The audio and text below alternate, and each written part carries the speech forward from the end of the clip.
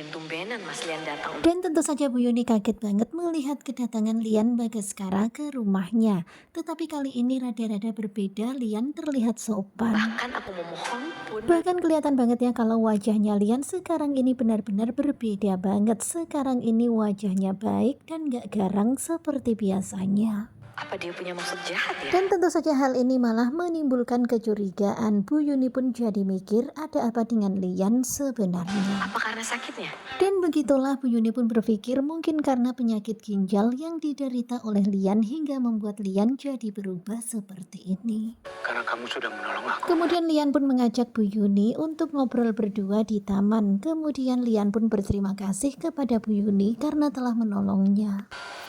Anak kandung kita. Tentu saja Bu Yuni kaget banget ya, nggak menyangka Lian berterima kasih kepadanya, benar-benar nggak nyangka. Kemudian Lian pun bertanya tentang anak kandungnya. Kamu terus mencari. Karena Lian tahu banget kalau Bu Yuni terus berusaha mencari keberadaan putri mereka. Kamu nggak pernah peduli loh sama anak. Dan tentu saja Bu Yuni pun langsung keheranan karena biasanya memang Lian itu nggak pernah peduli dengan putri mereka yang hilang. Tetapi kenapa sekarang tiba-tiba peduli? Aku sakit parah. Tetapi Lian tetap merahasiakan alasannya. Di dalam hati Lian berkata kalau dia sakit parah dan dia nggak rela seluruh hartanya jatuh di tangan pengkhianat itu, yakni Gilang. Rela di hati ini. Dan Lian sangat ingin seluruh hartanya kembali ke darah dagingnya, bukan di tangan si pengkhianat itu. Hianat seperti Galang. Tetapi kita semuanya seneng ya dengan apa yang dilakukan Galang kepada Lian, membuat Lian tersadar dan tobat. Biarlah harta ini kembali. Sekarang ini memang Lian Bagaskara nggak punya kekuatan lagi, bahkan penyakitnya sudah sangat parah, dia harus selalu cuci darah setiap minggu. Darah dagingku sendiri.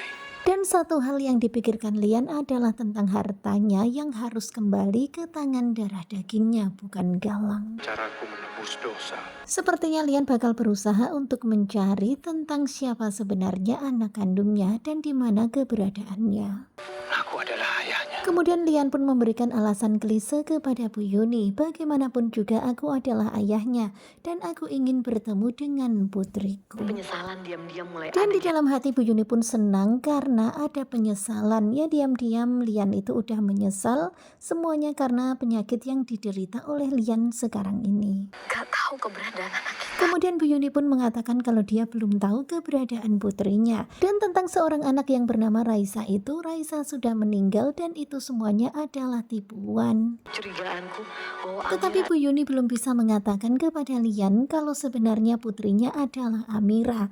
Karena dia belum memiliki bukti-bukti bahwa Amira benar-benar putrinya. masih belum punya bukti yang Dan kuat. begitulah Bu Yuni pun masih menyimpan rahasia itu di dalam hatinya. Tetapi kemudian Bu Yuni pun memberikan kisi-kisi kepada Lian. Tahu kalau aku mau beli pembalut. Sementara itu di tempat yang tak jauh dari Bu Yuni dan juga Lian terlihat Bella lewat. Bella itu lagi mau beli pembalut dan dia nggak mau kalau sampai ketahuan beli pembalut. Lian Bagaskara sama Kemudian Bella pun melihat Lian dan Bu Yuni yang lagi ngobrol berdua. Tentu saja Bella pun jadi curiga dan jadi penasaran mereka ngobrol apa. Gimana keberadaan anak kita? Kemudian Lian pun bertanya mengenai petunjuk keberadaan anak mereka. Kemudian akhirnya Bu Yuni pun menceritakan tentang apa yang terjadi sebelumnya. aku curiga Mas. Kemudian Bu Yuni pun curiga pada seseorang, dia pun mengungkapkan kecurigaannya itu dan menunjukkan sebuah foto dan menunjukkan sebuah nama kepada Lian. Kusto. Kemudian Bu Yuni pun menyebut Kusno, dan ketika mendengar nama Kusno tentu saja Lian pun kaget karena Kusno adalah anak buahnya. Pakai topi. Dan ternyata memang benar saja Kusno yang dimaksud oleh Yuni adalah benar Kusno anak buah Lian.